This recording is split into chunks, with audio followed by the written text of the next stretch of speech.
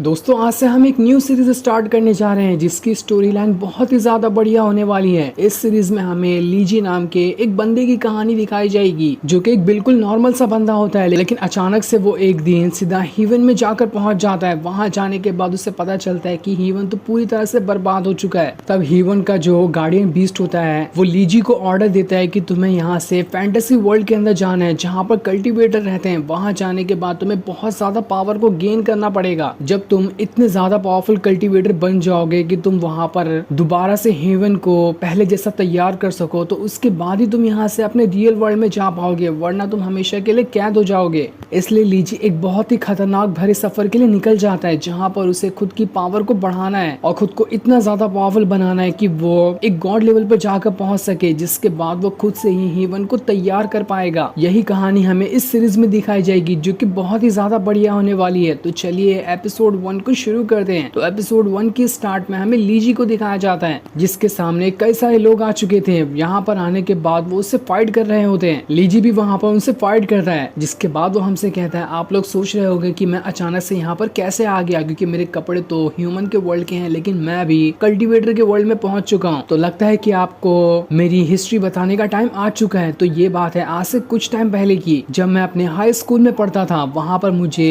इतिहास से जुड़ी चीजों के बारे में जानने का बहुत ही ज्यादा शौक था। स्कूल में तो मैं फेमस था ही, सारी की सारी लड़कियां मुझ पे मरती थी। उसी के साथ साथ मुझे एंशिएंट चीजों के बारे में जानने की बहुत ही ज्यादा उत्सुकता रहती थी। ऐसे ही एक दिन जब मैं स्कूल के पीछे बने पहाड़ी के पास एक छोटा पुराना टेम्पल था उसकी तलाशी लेने गया, तो वहाँ पर अचानक से मुझे एक बहुत ही ज्यादा पावरफुल बीस्ट का स्केच बना हुआ दिखाई दिया। न जाने वो स्केच रियल था या डुप्लीकेट था, मुझे इसके बारे में कोई जानकारी नहीं है, लेकिन उसी स्केच ने मुझे वहाँ से टेलीपोर्ट कर दिया। उसके बाद तो मैं अपने रियल वर्ल्ड से गायब ही हो गया। अब हम लीजी को देखते हैं जो उसी पोर्टल के जरिए किसी और ही अलग ही वर्ल्ड में जाकर पहुंच जाता है। वहाँ आने के बाद उसे कुछ समझ नहीं आ रहा था कि अभी तो मैं टेम्पल के अंदर था, वहां से टेलीपोर्ट होके मैं कैसी दुनिया में आ गया। मुझे तो कुछ समझ नहीं आ रहा कि आखिर ये है क्या ये हीवन है। लेकिन अगर ये हीवन है तो यहाँ पर ये इतना ज्यादा बर्बाद क्यों है? मुझे हर जगह टूटी फूटी दिखाई दे रही है। हीवन इतना ज्यादा बर्बाद तो बिल्कुल भी नहीं हो सकता। तभी उसे वहाँ पर एक बीस्ट की आवाज सुनाई देती है जो वहाँ पर कह रहा होता है तुम बिल्कुल सच कह रहे हो, ये हीवन ही है और मैं इस हीवन का गार्डियन बीस्ट हूँ। वो वहाँ पर लीजी को अपने पीठ के ऊपर बिठा लेता है ताकि उससे पूरे के पूरे हीवन की सैर करवा सके। इसलिए लीजी भी उसकी पीठ के ऊपर बैठ जाता है और जैसे वो बीस्ट लीजी को यहाँ पर पूरा हीवन दिखा रहा होता है, लीजी को वो हीवन बहुत ही ज्यादा सुंदर दिखाई देता है क्योंकि वो जगह थी ही इतनी ज्यादा सुंदर, लेकिन वहाँ की काफी सारी चीजें टूटी फूटी होती है। ऐसा लग रहा था कि यहाँ पर बहुत ही भयानक वॉर हुई है जिस वजह से पूरा का पूरा हीवन बर्बाद हो गया। और इसी टूटे फूटे होने की वजह से वो जो बीस्ट होता है वहाँ पर खुद ही टकरा कर नीचे गिर जाता है। जिसके बाद वो लीजी से कह रहा होता है तुम्हें पता है मैं इस हीवन का गार्डियन हूँ, मैं यहाँ के पूरे हीवन को गार्डियन करता हूँ, तुम मुझे मिस्टर गी कह सकते हो। तुम्हें पता है उस टेम्पल के अंदर मेरा जो स्केच बना हुआ है उसे मैंने हजारों सालों से लगा कर रखा था इस चीज के इंतजार में कि कब वहाँ पर कोई बंदा है जिसे मैं टेलीपोर्ट करके यहाँ पर ले आऊं। और देखो तुम ही वहाँ पर पहुँच गए, इस वजह से मैंने तुम्हें टेलीपोर्ट करके अपने हीवन में ले आया है। जैसा कि तुम देख ही सकते हो ये हीवन पूरी तरह से बर्बाद हो चुका है जिसे ठीक करना होगा और इसे ठीक करने की जिम्मेदारी तुम्हारे ऊपर है, इसलिए मैंने तुम्हें यहाँ पर लेकर आया है। तुम एक चूजन वन हो। ये सुनकर तो लीजी हैरान रहता है कि क्या सच में? मुझे तो ये कोई ड्रामे की स्क्रिप्ट दिखाई दे रही है। तुम सच कह रहे हो ना कि ये हीवन है? मुझे तो ये बिल्कुल भी नहीं लग रहा। मिस्टर गी कहता है देखो मैं यहाँ पर मजाक करने की बिल्कुल भी मूड में नहीं हूँ। मुझे पता है कि तुम्हें यहाँ पर हीवन को किस तरह से वापस रीबिल्ड किया जाएगा इसके बारे में कोई जानकारी नहीं होगी, क्योंकि हीवन को वही बना सकता है जिसके पास गॉड लेवल की पावर हो। इसलिए मैं तुम्हें यहाँ से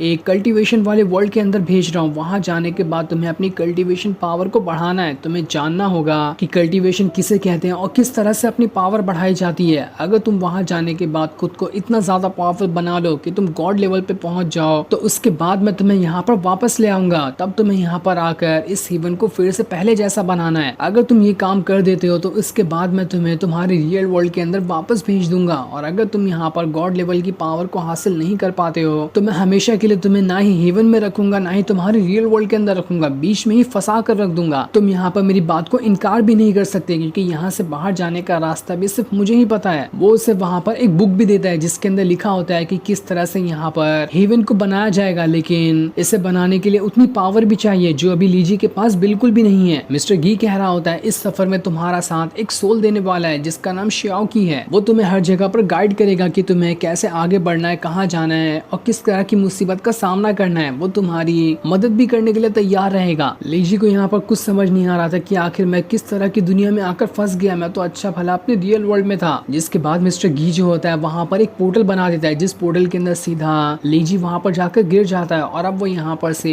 एक कल्टीवेशन वाले वर्ल्ड के अंदर पहुंच चुका था। यहाँ पर आने के बाद उसे अपनी कल्टीवेशन पावर बढ़ानी होगी। लीजी को कुछ समझ नहीं आ रहा होता है कि आखिर ये कैसे दुनिया है। ऐसा लग रहा है कि मैं किसी एंशिएंट वर्ल्ड में पहुंच चुका हूँ। यहाँ पर ना ही बिल्डिंग्स है, ना ही कार है, यहाँ पर तो कुछ भी नहीं है। अब मुझे यहाँ से जाना कहाँ है, कोई इसके बारे में मुझे बताएगा। तब मिस्टर गी एक पोर्टल के जरिए अपना हाथ दिखाते हुए कहता है जाओ, तुम्हें जो सामने पहाड़ दिख रहा है ना उसी तरफ तुम्हें जाना है और वहां जाने के बाद तुम्हें स्काई थंडर फायर सीड को कलेक्ट करना है। उसे कलेक्ट करो, तुम्हारा सफर अब यहाँ से शुरू होता है। जो देखकर लीजी कह रहा होता है चलो कोई बात नहीं, मुझे कुछ तो पता चला कि मुझे कहाँ पर जाना है। इसलिए वो वहां से उसी तरफ बढ़ना शुरू कर देता है। लेकिन जैसे वो आगे जाता है वहां पर कुछ बदमाश लोग आ जाते हैं। वहां आने के बाद वो लीजी से कह रहे होते हैं अरे मेरे भाई तुम कहाँ जा रहे हो, क्या तुम हमें भूल गए क्या? हम तो यहाँ पर तुम्हारा स्वागत करने के लिए आए हैं। लीजी को कुछ समझ नहीं आ रहा था कि आखिर ये लोग है कौन और ये लोग मुझे पहचानते कैसे हैं, क्या मैंने इनका कुछ बिगाड़ दिया है क्या? तब वहाँ पर वो जो बदमाश होता है उनका लीडर जिसका नाम बाओ की था वो कह रहा होता है लगता है लीजी ने कपड़े बदल कर हमें पहचानने से भी इनकार कर दिया। तुम हमारे कजन हो और हमारी फैमिली के हेड भी हो, लेकिन तुम्हारे पास कल्टीवेशन पावर के नाम पर कुछ भी नहीं है। तुम बिल्कुल नल्ले हो, तब भी तुम्हें फैमिली का हेड बना दिया गया, जो कि मुझे बिल्कुल भी पसंद नहीं है। मेरे पास तुमसे ज्यादा पावर है, इसलिए मैं चाहता हूँ कि मैं फैमिली का हेड बनूं, उसके बाद सारी चीजें मेरे कंट्रोल में होगी। ये सारी चीजें सुनकर लीजी को समझ में आता है तो अच्छा, इस कल्टीवेशन वर्ल्ड के अंदर मिस्टर गी ने मुझे किसी इंसान की आइडेंटिटी, उसी आइडेंटिटी के हिसाब से मुझे इस कल्टीवेशन वर्ल्ड के अंदर रहना पड़ेगा और उस आइडेंटिटी के हिसाब से ये जो बंदा बाओ की है वो मेरा कजन है। लगता है ये खेल आगे चलकर बहुत ही ज्यादा मजेदार होने वाला है। जिसके बाद बाओ की जो होता है वो अपने साथियों के साथ लीजी की तरफ ही बढ़ना शुरू कर देता है ताकि यहाँ पर वो सभी मिलकर लीजी की जान ले सके। और अब देखते ही देखते सारे के सारे लोगों ने वहाँ पर लीजी के ऊपर अटैक करना स्टार्ट कर दिया था। बाओकी के पास जो वेपन होता है वो बहुत ही ज्यादा खतरनाक था, उसके अंदर से काफी ज्यादा पावर निकल रही होती है। लीजी बेचारे के पास तो कोई भी वेपन नहीं था। उसने अपने स्कूल के अंदर ही जो भी फाइटिंग स्किल देखी थी उसी का इस्तेमाल करते हुए वो यहाँ पर बाओकी उसके सारे साथियों से लड़ने की कोशिश करता है, लेकिन वो अकेला यहाँ पर इतने सारे लोगों को कहाँ ही संभाल सकता था। देखते ही देखते सारे लोग उस पर भारी पड़ जाते हैं, इसलिए लीजी वहाँ से भाग रहा होता है, उनसे बचने की कोशिश करता है ताकि यहाँ पर वो लोग उसकी जान ही ना ले ले। वो जैसे तैसे वहाँ पर कई सारे लोगों से बच रहा होता है, लेकिन बाओकी तो सुनने के लिए तैयार ही नहीं था। वो अपने से भी बड़ा वहाँ पर वेपन लेकर आ जाता है, जिसका इस्तेमाल करते हुए वो यहाँ पर लीजी के साथ फाइट करते जा रहा था ताकि वो लीजी की जान ले सके। वो लीजी को उठा उठा कर पटकना शुरू कर देता है, जिस वजह से लीजी की वहाँ पर हालत खराब हो चुकी थी। ऐसा लग रहा था कि वो यहाँ पर बाओकी से हार ही जाएगा। बाओकी यहाँ पर लीजी के ऊपर काफी ज्यादा भारी पड़ जाता है। लीजी तो एक भी अटैक बाओकी के ऊपर कर ही नहीं पा रहा था और बाओकी अपने वेपन का इस्तेमाल करते हुए उसे बस उठा उठा कर फेंके जा रहा होता है। जिसके बाद अब देखते ही देखते बाओकी के सारे साथी लीजी को घेर लेते हैं, पर जैसे वो उसके ऊपर अटैक करते हैं इससे पहले लीजी के आसपास एक बहुत ही पावरफुल शील्ड बन जाती है, जिस वजह से किसी का भी अटैक उसे लग ही नहीं पाता। और तब वहाँ पर लीजी की बॉडी के अंदर से एक छोटा सा सोल बाहर निकल कर आता है जिसका नाम ही श्याओ की है। इसी के बारे में मिस्टर गी बात कर रहा था कि श्याओ की जो है वो लीजी का इस सफर में साथ देने वाला है। श्याओ की वहाँ पर आने के बाद लीजी से कह रहा होता है तुम्हें पता है मैं तुम्हारा सोल हूँ। इस कल्टीवेशन वर्ल्ड के अंदर सभी के पास कोई ना कोई मार्शल सोल तो रहती ही है, उसी तरह से मैं यहाँ पर तुम्हारा सोल होने वाला हूँ। मैं हर चीज में तुम्हारी मदद करने की कोशिश करूंगा।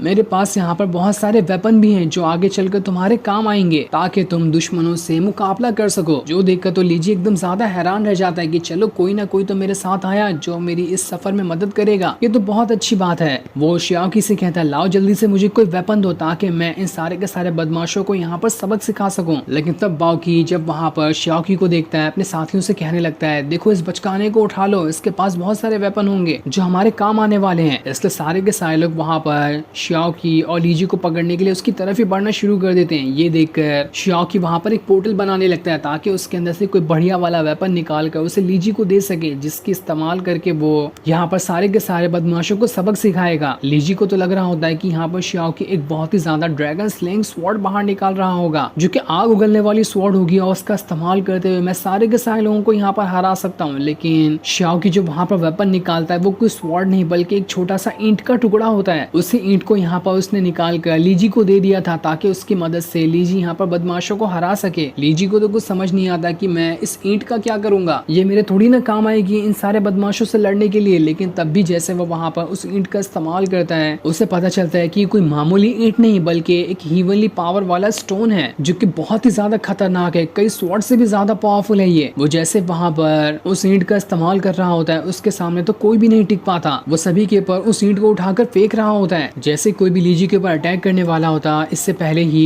वो ईंट सामने आ जाती है जो सारे बदमाशों के ऊपर अटैक करना स्टार्ट कर देती है। लीजी तो ये देखकर काफी ज्यादा खुश हो गया था कि चलो ये वेपन तो मुझे बहुत ही ज्यादा मजेदार लगा। वो उसे हवा में ही कंट्रोल करते हुए इधर उधर फेंके जा रहा होता है। जैसे जहाँ पर वो वेपन जाता, उस ईंट के अंदर से इतनी ज्यादा पावर निकल रही होती है कि वो किसी भी कल्टीवेटर को सामने उठा कर दूर फेंक सके। उस ईंट की वजह से लीजी बड़ी ही आसानी के साथ बाकी उसके सारे के सारे साथियों को उठा कर फेंके जा रहा होता है। जहाँ पर कुछ देर पहले वो सभी उसके ऊपर भारी पड़ रहे थे, अब लीजी यहाँ पर सभी के ऊपर भारी पड़ते हुए उनकी बुरी हालत कर देता है। कोई भी उसके सामने खड़ा तक नहीं हो पा रहा था, जो देखकर तो बाउकी के गुस्से का ठिकाना नहीं रहता कि आखिर इसके पास एक कैसा वेपन आ गया। लेकिन इसके पास कोई भी वेपन क्यों ना आ गया हो, ये मेरे सामने नहीं टिक सकता। इसलिए उसने दोबारा से अपने वाले वेपन को बाहर निकाल लिया था और उसे लेकर वो सीधा लीजी की तरफ ही बढ़ जाता है। इसलिए लीजी भी वहाँ पर अपनी ईंट को बाहर निकाल लेता है, उसे उठाकर वो सीधा बाउकी की तरफ ही फेंक देता है। लेकिन बाउकी इतनी जल्दी हार नहीं मानने वाला था, वो उस ईंट से बचते हुए दोबारा वहाँ पर लीजी के ऊपर अटैक करना स्टार्ट कर देता है। इसलिए लीजी फिर से अपने ईंट को बाहर निकालते हुए लगातार कई सारे अटैक बाउकी के ऊपर ही कर देता है। अब बाउकी की यहाँ पर हालत काफी ज्यादा खराब हो चुकी थी। फिर लीजी पूरी की पूरी पावर को एक्टिवेट करते हुए उस ईंट के साथ एकदम तेज रफ्तार के साथ बाउकी के पास ही आ जाता है और इतना खतरनाक अटैक उसके ऊपर कर देता है कि उसकी वहाँ पर हालत पूरी तरह से खराब हो जाती है। जो सीन दिखाते ही ये एपिसोड यहीं पर एंड हो जाता है। Thanks for